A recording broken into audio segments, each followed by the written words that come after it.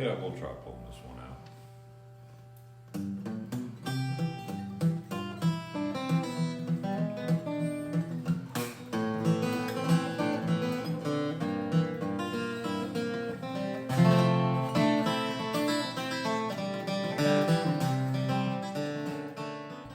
Well, Ralph, I notice when I drive through cemeteries visiting relatives and stuff, some of the older and even some of the newer tombstones, is it because the earth is shifting or there's little tremors or anything? But it seems like the stones get tilted, or they get, sometimes you'll see them, they even fell over. Is that just because the earth is constantly moving, or is there a reason why that happens? I think a lot of that's due, I mean, some of it is due to that. I mean, you have cases where the wind or the trees might knock this over, or might knock that over, but in most cases it's just due to neglect or a careless caretaker who's in a hurry. When they mow with those lawnmowers, they mow as fast as they can. They get to the next cemetery and get on. They mow as close as possible to that headstone. And unfortunately, a 250-pound man on an 800-pound lawnmower, you're going at about 6 miles an hour and you're pushing the ground down. Now it's leaning forward. And you hit the backside and it's going this way, and it's going this way. And unfortunately nowadays, because the cheaper method is squirting Roundup around a headstone versus actually taking the time to weed eat and trim around it and do it properly, and just cutting off the tops of the weeds, they actually spray it with the Roundup. It's called the circle of death around every headstone, and it kills that substructure underneath that ground. You're eating the weeds out of there, and now there's this big ring around every headstone. Well, it's dead. It has no way to hold itself into place other than that dirt, which is now loose because you've taken that all out of there. And then every time the lawnmower goes across it, he shifts forward, he shifts backwards. Then he's going side to side. Next thing you know, he falls over. Then the lawnmowers are running him over. So it's really not, I mean, is this something that possibly there needs to be training on how to properly? Very much so. Yeah. If I had anything to say about it, because there is a Illinois Cemetery Care Act which was put into place in 2010. I personally believe everybody who has anything to do with the cemetery, especially those so-called caretakers, should be trained. Because, and again, you have people who are causing more harm than good. Well, I mean, the communities are lacking in funds, and they put out the caretaker job to bid. Sure. They don't look at the credentials or the training that possibly the person, it's not the person's fault. They put in the lowest bid trying to get, trying to make a living. And so with that act, maybe with this video and this another, once again, number 2 perfect public service announcement is possibly the caretakers should possibly, maybe they would love to do that, is maybe spend a couple hours in training. And I'm sure there's not any of the people that are mowing out there probably know what you just interviewed about how to clean a grave, or how the grave is, you know, it's lack of knowledge and how to properly do things. So, hey, you know, would maybe somebody would be willing to offer a service of that, or maybe the cemetery association. And I think that's a great idea. And preserve these stones. I mean, we have to honor these people. If they're willing to pay them X amount of dollars to clean this stone, or I mean to clean that cemetery and this cemetery, it doesn't cost that much more money.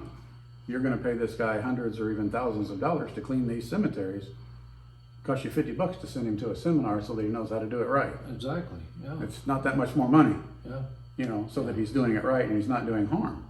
Which, and he doesn't even know that he's doing harm. He's just doing the job that he was paid to do. I just get paid to mow. And that's what most of them are interested in, is just getting paid to mow.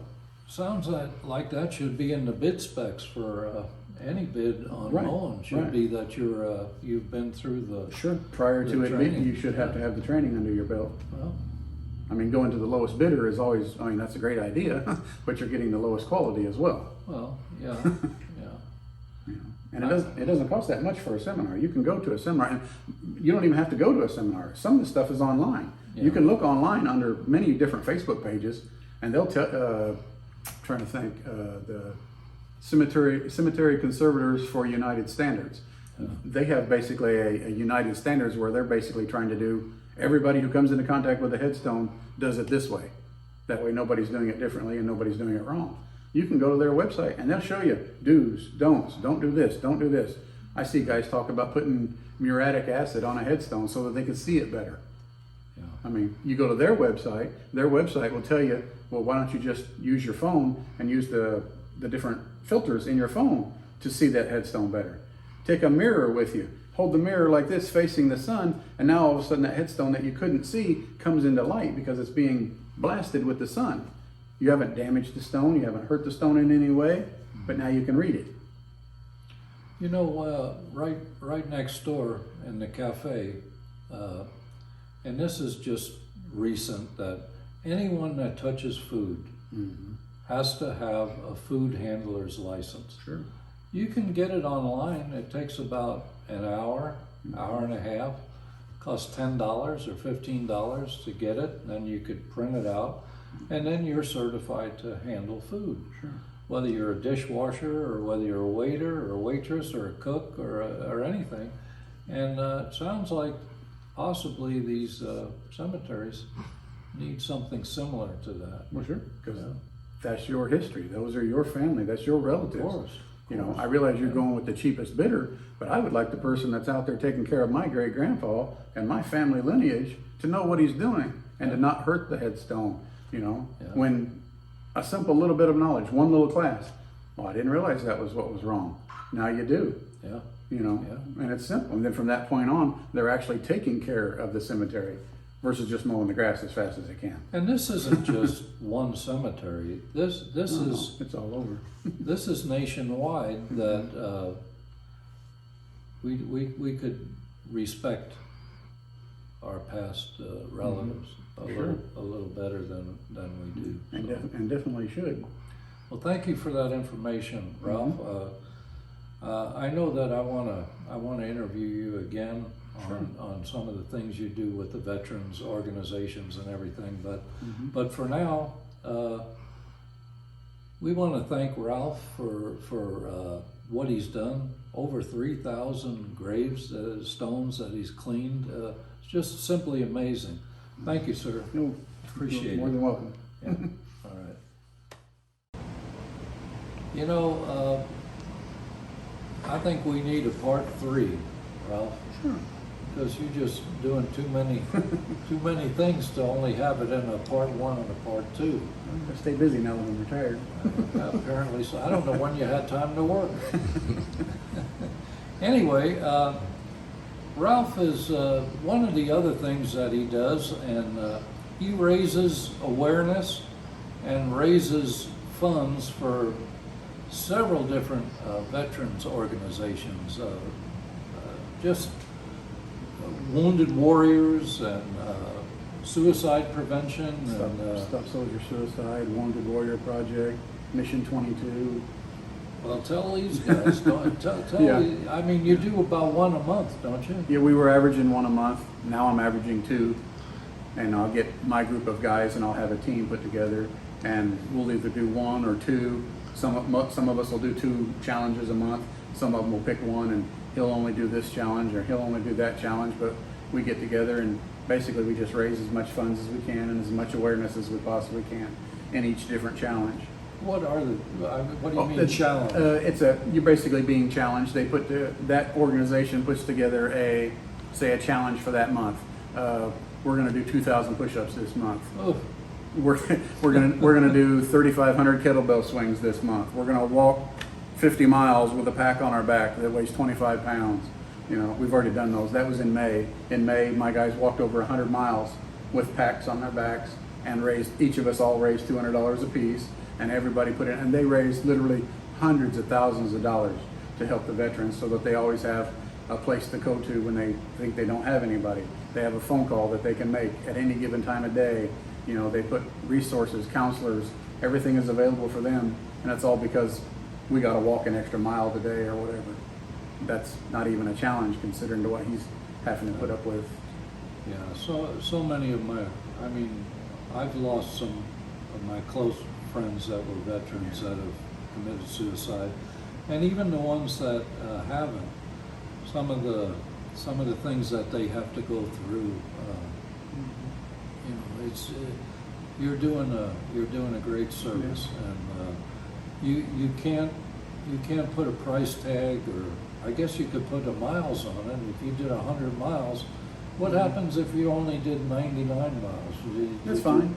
It's your challenge. You If lose a couple of right. bucks, or Every once in a while, somebody might get hurt and they might twist an Sure. ankle and only do 50 or whatever, Right. but they're still there and they're still inputting and they're still contributing along the way. You know, if you're bringing awareness, it doesn't matter if you only got 10 push-ups. That's fine. well, I could do 5 for you. In a month. It still helps, you know, because you're bringing awareness. We post it on Facebook every day, and you're challenging everybody. When I started out, it was just me. Yeah. Now there's 15 guys in my group that will actually jump in there. He might do this challenge, he might do that challenge. These 3 guys will take up that challenge. Everybody contributes in their own way, and it just grows and grows. And the important thing is, it's not really what we're doing. You know, who cares if I walk 100 miles this month? What do you do? I do. I'm doing it. That's great. Yeah. It's But the awareness, fundraisers, right. the awareness. Awareness. Yep. You know, sometimes, you know, the awareness is priceless. Yeah. The fundraising is necessary, the money's necessary, but just the awareness is the most important thing there is. I mean, you're a combat veteran. You've been there, man. Yeah. So that I'm sure that's where your drive comes from, because you've been in those shoes or those boots, I Yeah. guess you'd say. Yeah. And everybody deals with it in their own way, and some people hide it, and other people show it, and you never know who you're going to touch by putting that awareness out there. That's right. You know, they think they don't have anybody to talk to, and they do. There's a phone call to be made. They can pick up the phone at any time and call, go to the website, they can talk to counselors, and that's all because of the funds. People donate a little bit of this and a little bit of that, $5, $20, $50, doesn't matter, Yeah. you know. Yeah, it's the awareness, for Yes. sure. And of course, the money, you have to have money. You Yeah. can't operate on wishes. Yeah, and I tell everybody, if it starts a conversation, then I did my job. Right. You know, Right. I was out on the trail just the other day, was getting ready to get out on my walk, and I had my Stop Soldier Suicide shirt on, and there was a NAM vet sitting out there in his car, Yeah. and we talked for like 20 minutes. It was amazing, you know. Yeah. Okay. Well, some of the organizations, you say suicide awareness, Wounded Warriors. Stop Soldier Suicide. Stop Soldier Suicide. Yeah, Stop Soldier Suicide. Wounded Warrior Project, Mission 22. What is that? It's just another Mission 22. There's over 22 veterans a day take their life, and that's one of their missions, is to stop that. And that's just part of that veteran suicide awareness, is Yeah. starting people talking about it and letting them know that they have an avenue. You know, they can talk to people about it if they need to talk. I see Wounded Warriors on, they're always having commercials on the television. And some of the things they do, you know, it's pretty cool. Right. And those are put on the TV because of donations from people. That little $5 here or $10 there help put that on TV. Allows So you that to somebody, reach, yeah, the masses. Yeah. it gives you a broader reach. Now we're not just on Facebook. Now it's on TV. Yeah. You know, and again, if people see it and people talk about it, they think, you know what? Maybe I'm going to call that military guy. Just check in on him. Yeah. You know. Yeah. Yeah, I know in Taylorville, just it's a town about 15 miles from here, there was a veteran that lived alone, didn't have any utilities on in his house or anything like that. And I guess a group of veterans went over there and squared him away. That's You know. awesome. You remember that? Yeah. Yeah. So, I mean, we got to take care of our own people. That's just the way it is.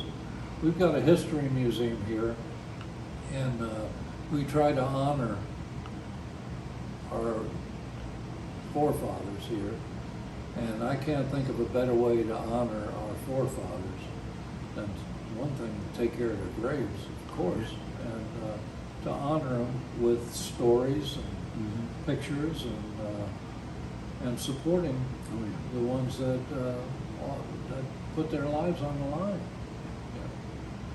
Well, thank you, Ralph. Oh, it's my pleasure. Thank you for what you do.